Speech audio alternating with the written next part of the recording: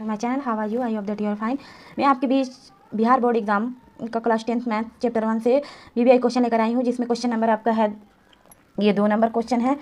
Euclid algorithm के प्रयोग से मासक ज्ञात करना है, यानी एचसीएफ निकालना है। तो सबसे पहले आप क्या करोगे, यहाँ पे देखो ये दो संख्या दिया 135 225, यानी आपके 135 और 235 है। तो आप क्या करोगे, इसमें से जो बड़ा संख्या है उसको ए मानना होगा, यानी आप मान लीजिए ए इक्वल टू हो जाएगा आपका 225 और बी हो जाएगा 135।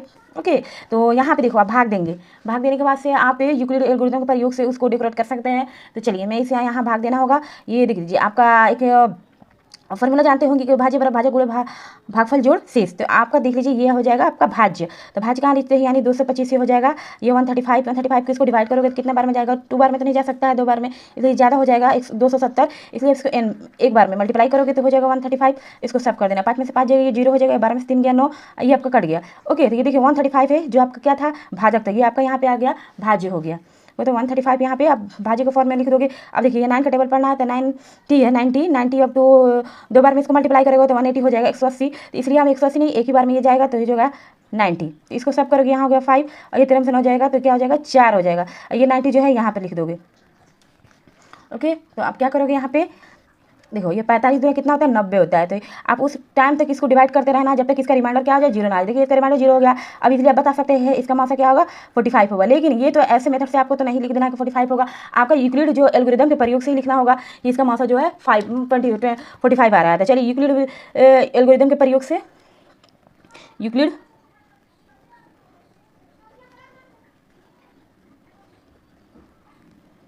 के प्रयोग से क्या करोगे,